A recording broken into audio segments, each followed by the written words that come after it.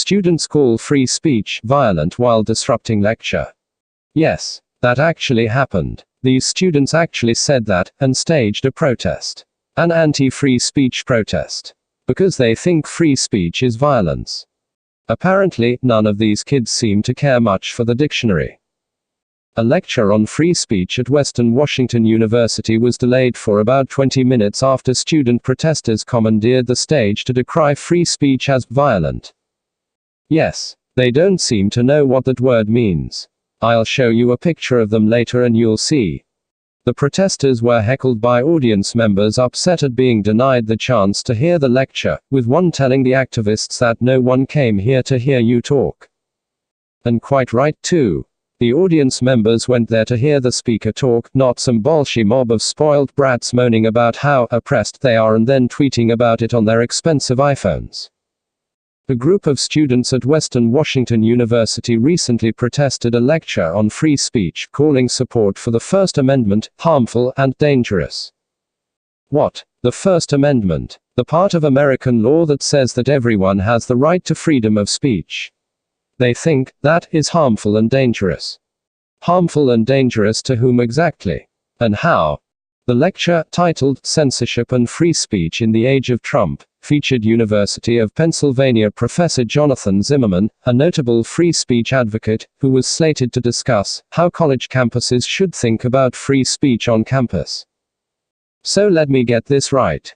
The lecture was called Censorship and Free Speech in the Age of Trump, and these protesters tried to censor it. I can't be the only one who sees the irony here. According to the Western Front. That's the student newspaper, by the way. According to the Western Front, 7 WWU students charged the front of the room after Zimmerman was introduced, carrying signs that read, "Advocating for the right to racist, sexist and transphobic speech is violent," and "Your safe space is violent."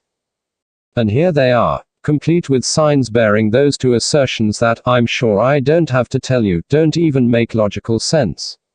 How can advocating for the right to voice certain speech, even bigoted speech, be violent? It can't. And how can a space be violent? It can't. When was the last time you heard about someone who was at a college or university, when a safe space punched them in the face? I'll bet you never have. Zimmerman allowed the students to protest, and did not attempt to reclaim the floor throughout a disruption that lasted for roughly 20 minutes. Why? It would be one thing if they were just standing there peacefully protesting, but this lot were disrupting the lecture, preventing it from going ahead. Get rid of them. Don't just let them get away with it. That sends out all the wrong signals. We are here as students and community members to say that the ideas that Professor Zimmerman will share with you today are clearly harmful, dangerous, and inaccurate, protester Emmeline Bigangiari declared, speaking on behalf of the group. A sentiment that is, of course, complete bullshit. There's nothing harmful, dangerous, or inaccurate about the idea that freedom of speech is a good thing. On the contrary, freedom of speech is a good thing. If you're opposed to it, you're a totalitarian. And totalitarians generally aren't nice people.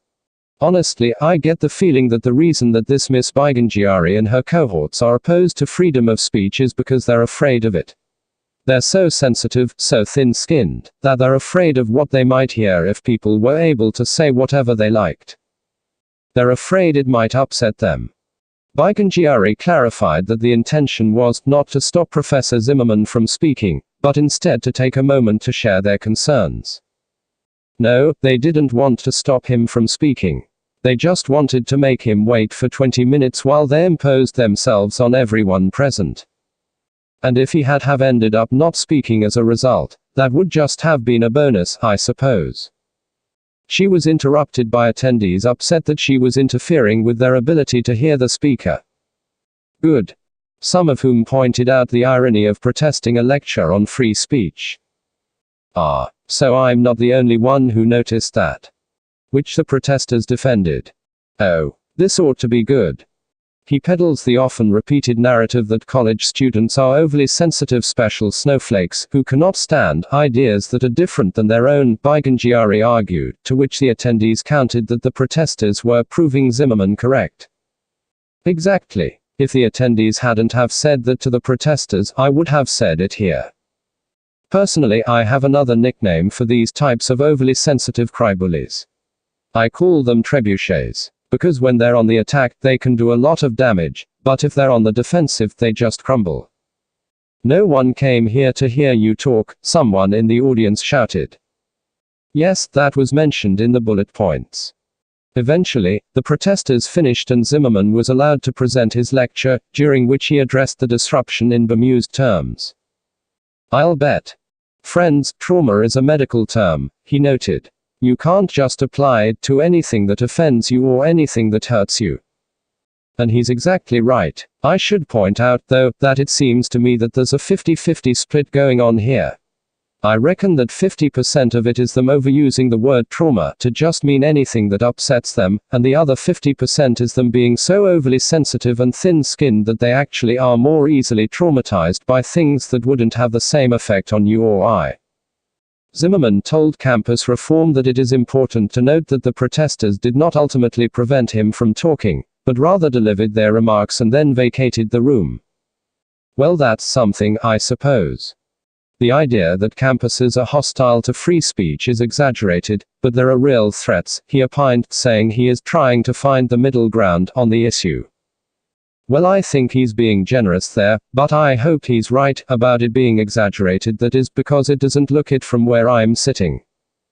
We shouldn't think that this is the majority on campus, it's just a small group of bullies, he added, noting that the audience at his lecture demonstrated that there is a huge amount of support for free speech on campus. Okay, let me guess. These small groups of bullies are all students and professors of the humanities, gender studies, LGBT studies, racial studies, and all that crap. Basically all the bullshit degrees that aren't worth the paper they're printed on. We need to be vigilant without exaggerating, he concluded. Seems reasonable. We get enough exaggeration coming from them, with all their hysteria about racists and sexists and even white supremacists being around every corner, and all their falling over themselves to tell us how oppressed they are, despite living in a free country and being on an expensive college or university course which in many cases their parents are probably paying for. It's all complete and utter paranoia. And the worst part about it is that it's the humanities professors that put this crap into their students' heads in the first place. And then they seem so surprised when it comes back to bite them in the ass.